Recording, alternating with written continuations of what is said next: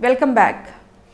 Subhash Nagar division ప్రధాన రోడ్లకు శంకుస్థాపనలు చేశారు ఎమ్మెల్యే కేపీ వివేక్. నెల రోజుల క్రితం ఈ రోడ్డుకి నిధులు మంజూరు చేశారు. ప్రధాన రహదారికి 19 లక్షలతో రోడ్లు పనులను ప్రారంభించారు.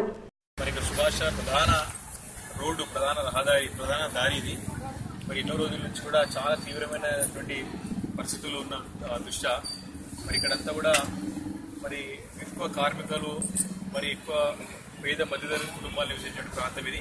అదే కాకుండా ఇండస్ట్రియల్ వెహికల్స్ కూడా చాలా సంచరించే ప్రాంతం ఇది. మరి ఇక్కడ 198 లక్షలతో మన గతంలో మంత్రి గారి చేతుల మీదకి కూడా గత నెల శంకుస్థాపన చేసుకోవడం జరిగింది డివిజన్ మొత్తం కూడా. అయితే ఈ యొక్క రోడ్డు మరి ఈరోజు పనులు ప్రారంభం చేసుకోవడం చాలా సంతోషంగా ఉంది. ముఖ్యంగా ఈ పైప్ లైన్ విస్తరణ పనులు చాలా వేగవంతంగా జరుగుతూ ఉన్నాయి. ఎక్కడైతే ఈ యొక్క water pipelines, CA pipelines, DA pipelines ఏమిటో వేసిన తర్వాతే సీసీ రోడ్ చేసుకుంటా ఉన్నాం.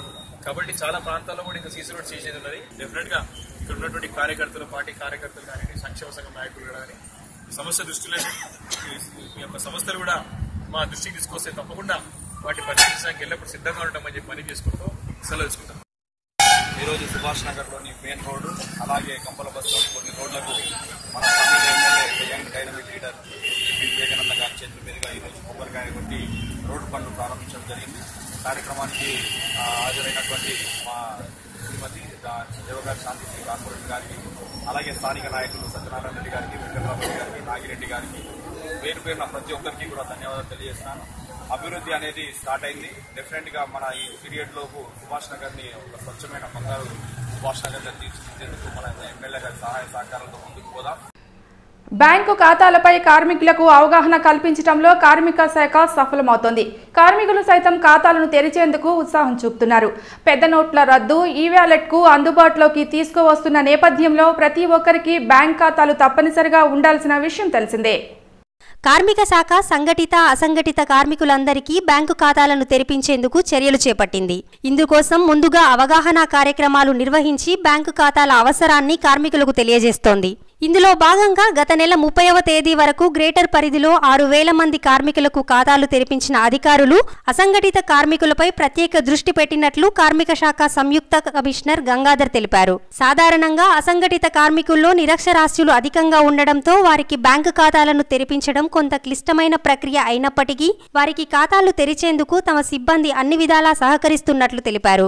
ఈ నెల 6 వరకు గ్రేటర్లో బ్యాంకు ఖాతాలు తెరిచిన కార్మికుల సంఖ్య దాదాపుగా 8,000కు చేరిందన్నారు. ఖాతాలు తెరిపించే స్పెషల్ డ్రైవ్ కొనసాగుతున్నట్లు ఆయన తెలిపారు. తెలంగాణ ప్రభుత్వం అత్యంత ప్రతిష్టాత్మకంగా ప్రవేశపెట్టిన కళ్యాణ లక్ష్మి షాదీ ముబారక్ లబ్ధిదారులకు చెక్కులు అందజేశారు మంత్రి జగదీశ్వర్ రెడ్డి.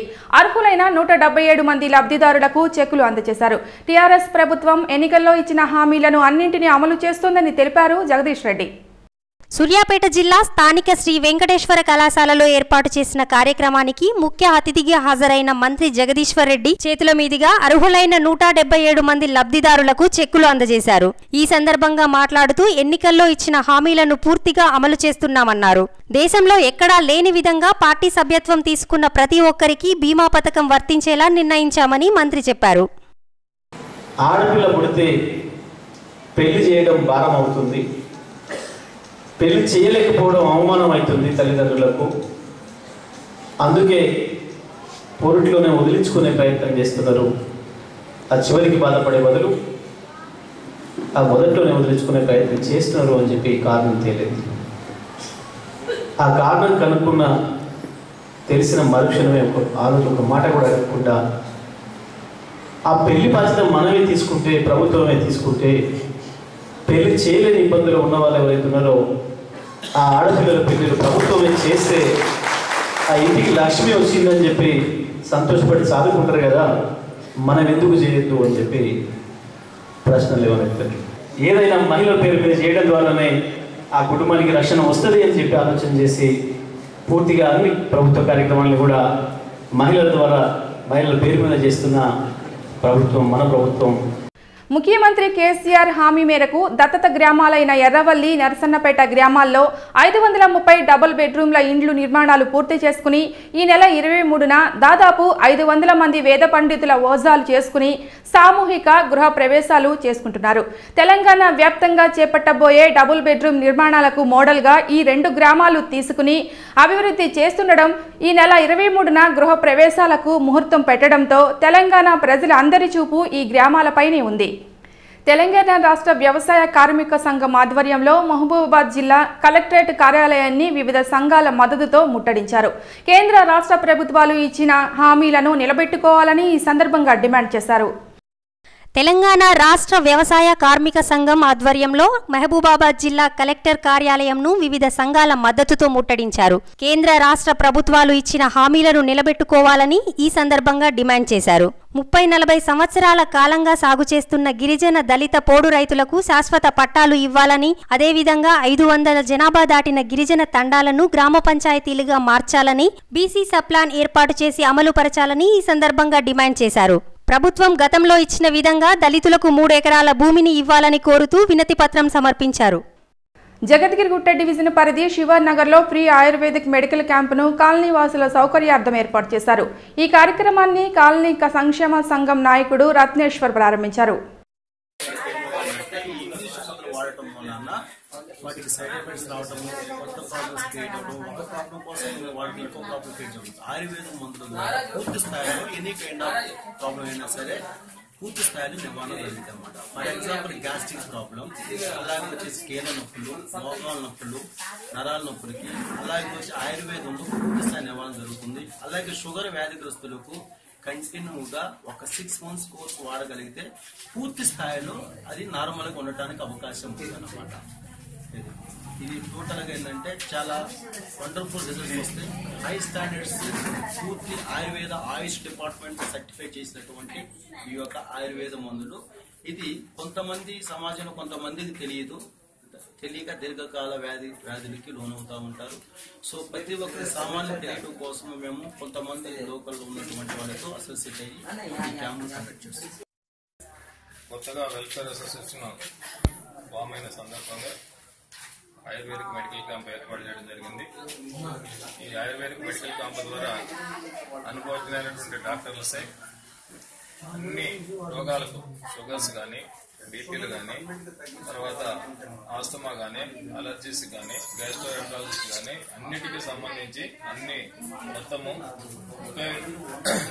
ఒకే మెడిసిన్ వాడే విధంగా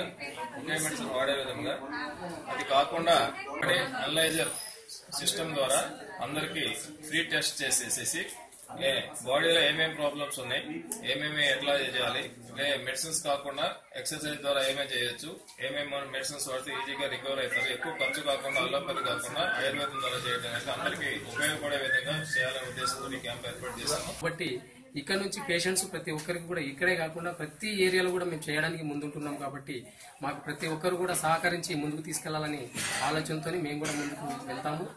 ప్రతి ఒక్కరి నుంచి కూడా మంచి స్పందన వస్తుంది. లాస్ట్ టైం కూడా ఏ బ్లాక్ బి బ్లాక్ లో కూడా 200 మెంబర్స్ మాకు మంచి ప్రోత్సాహంతో ముందుకొచ్చారు. ప్లస్ శ్రీనివాస్ నగర్ లో కూడా మంచి ప్రోత్సాహంతో ముందుకొచ్చారు.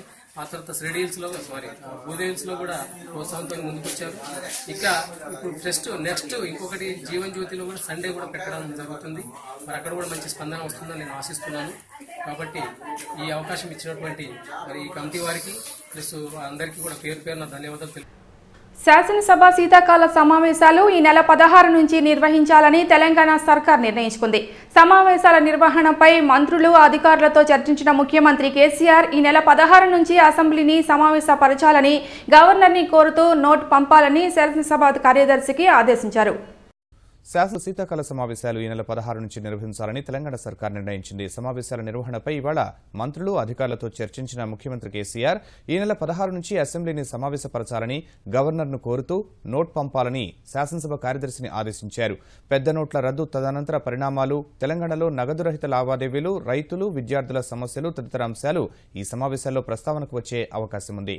జిల్లాల ఏర్పాటు, చట్ట సవరణ, పోలీస్ కమిషనరేట్ల ఏర్పాటు, బీసీ కమిషన్ చట్ట సవరణ తదితర తదితర ఆర్డినెన్స్లు సహా కొన్ని ప్రభుత్వ బిల్లులు కూడా శీతాకాల సమావేశాల్లో సభ ముందుకు వచ్చే అవకాశాలున్నాయి. ఈ నెల 10న సమావేశం కానున్న తెలంగాణ మంత్రివర్గం శీతాకాల సమావేశాల్లో చర్చించాల్సిన అంశాలు, బిల్లులతో పాటు తాజా పరిణామాలపై చర్చించనుంది. బులెటిన్ ముగించే ముందు ఇప్పటివరకున్న హెడ్లైన్స్.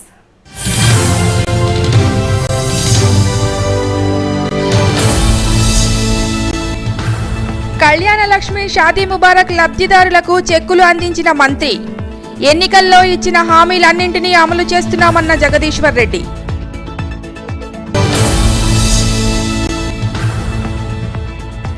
సుభాష్ నగర్ డివిజన్లో ప్రధాన రోడ్డుకు శంకుస్థాపన. రోడ్డు పనులను ప్రారంభించిన ఎమ్మెల్యే కేపీ వివేక్.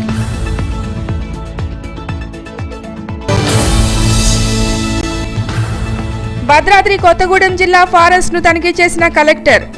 తెలంగాణలోనే జిల్లా మొదటగా ఉండాలని ఆదేశించిన రాజీవ్ గాంధీ హనుమంతు.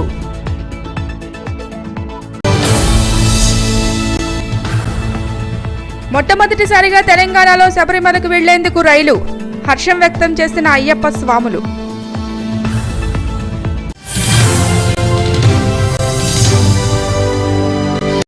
ఇవి TS9 న్యూస్ విశేషాలు. చూస్తూనే ఉండండి TS9 న్యూస్. ప్రజాహితమే మా అభిమతం.